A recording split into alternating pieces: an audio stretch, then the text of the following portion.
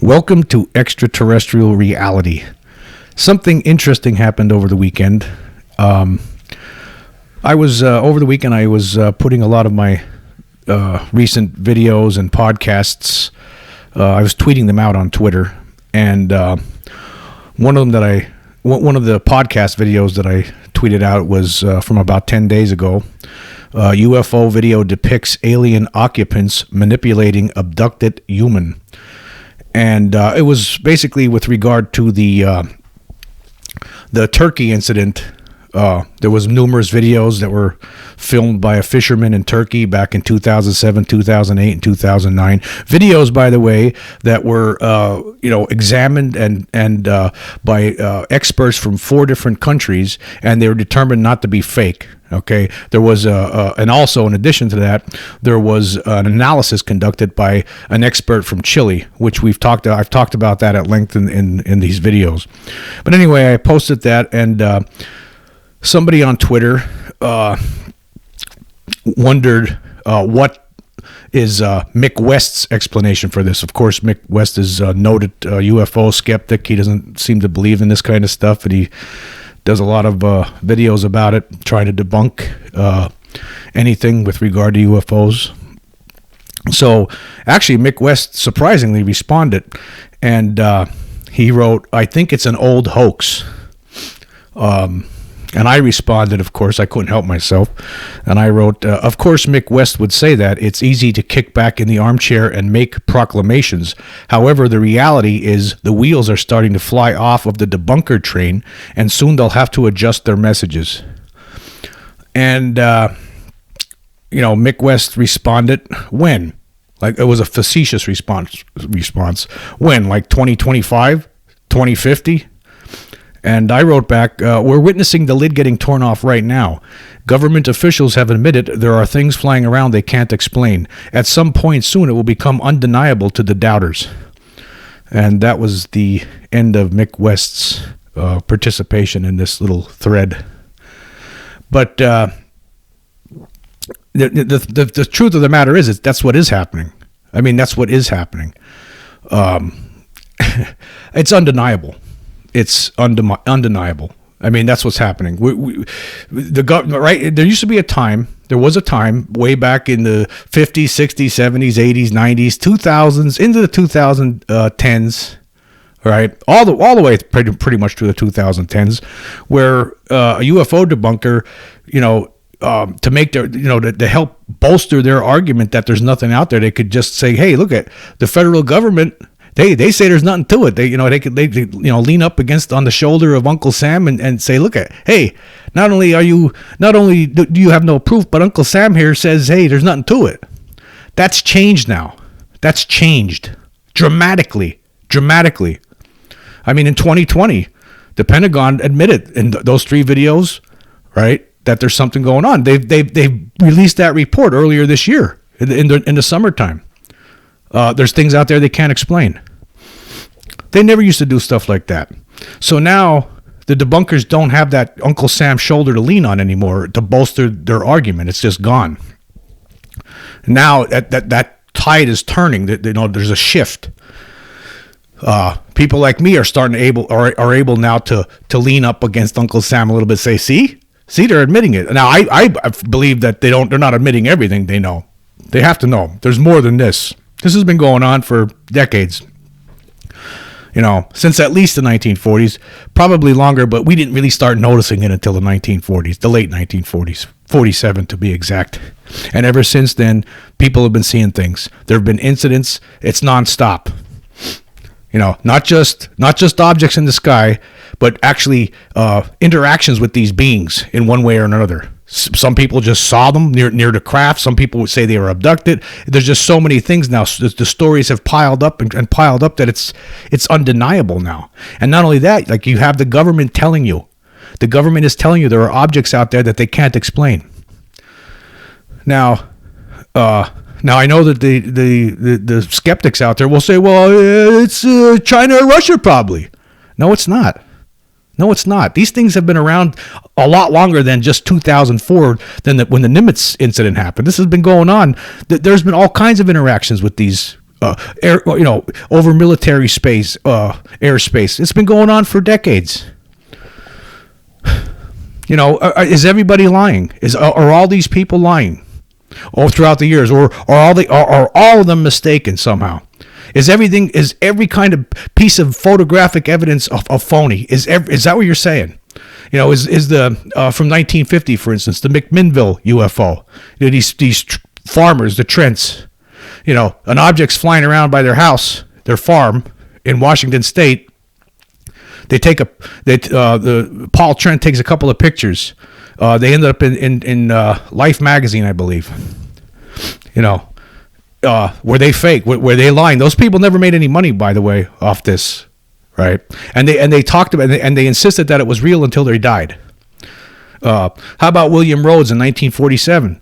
He took a picture over Phoenix, Arizona, of some object that a lot of people believe matches the kind of object that people claim they saw at Roswell. Was that a phony? Was everything a phony all these years? There was film that was taken back in the 50s, color film actually, of objects flying around in the sky that maneuvered in ways our aircraft cannot.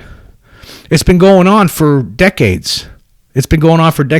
What about all these other incidents? So the 1994 aerial school in Zimbabwe, were all those kids lying? Did they all get together, little kids, 40-some kids, get together and say, hey, let's all pretend we saw a UFO? Were they all lying?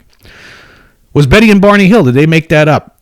Did they just come up with this story and just make it up? I don't believe so. I don't think that's possible. No, there's a lot of different aspects to just that story, okay? There's just so many different things. The Pascagoula incident in 1973, those two fishermen on the Pascagoula River fishing in the middle of the night.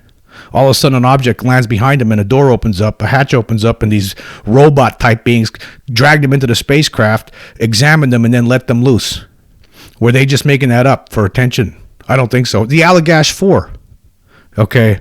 The Rendlesham Forest incident in 1980 or 80 in England was all of those military personnel just making that up. It wasn't no lighthouse or whatever the debunkers tried to claim. That's the other thing. Nobody has, regarding this Turkey incident, right? Nobody's debunked that. You could find stuff on the internet, right? Where you'll have I found some video where there's, two goofballs, one guy's wearing, in the picture, he's wearing a tinfoil hat, right? And they'd make a joke out of it. I mean, these guys look like they're comedians. They're not serious investigators. They don't even know what they're talking about.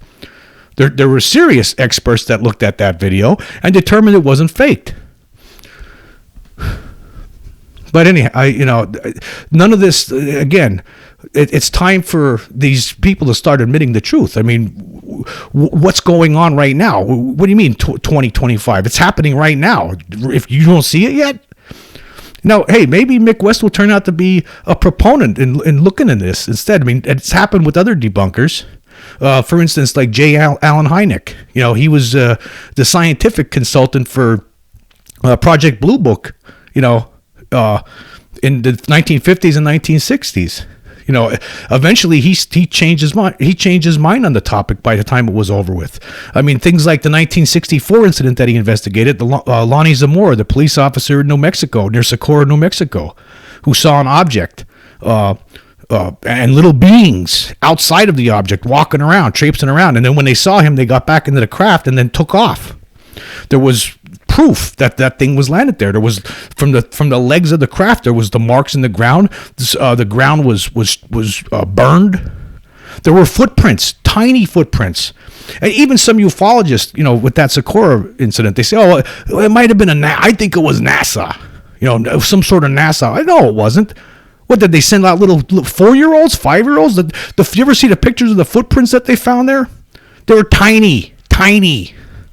Just like the beings that these multiple witnesses have reported seeing over the years. They're usually small humanoids, 3.5 foot tall, 4 foot tall, bald heads, strange looking heads that are bigger than their bodies. This has been going on. I mean, and now you have the government finally starting to disclose, finally acknowledging, yes, there are things in our atmosphere, things flying around that we can't explain. So I think it's time for, instead of this subterfuge that they're involved in, trying to pretend it's not real and trying to come up with, actually, a lot of times their explanations for what happened is more outrageous than the actual believing that it was an alien event.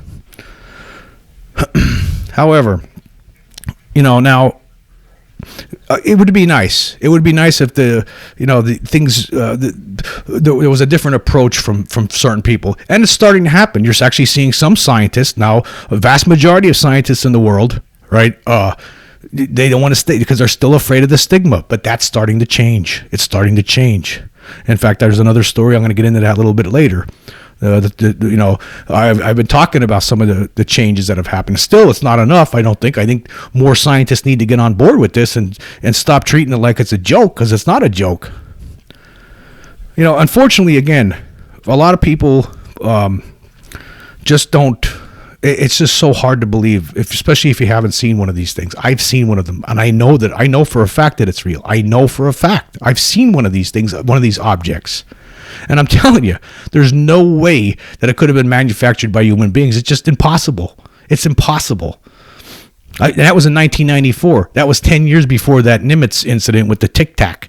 And again, even before 1994, in 1984, 1974, 64, 54, 47, there's been stuff going on all throughout the years. So much stuff, so much. You can't debunk all of it. All these people can't be liars or hoaxers or the misidentified. Some of it, yes. Some of it, of course. Of course there's some things out there. But to say that, that a turkey incident, that's just an old hoax. No, it's not. No, it's not. And another thing is like you hear this a lot of chatter. Well, these people who believe in it, they're part of a cult. It's not a cult. UFOs is to believe that there's something going on here, that we have visitors coming here from another planet. To believe that because you believe in that and you think there's something going on, you're not part of a cult.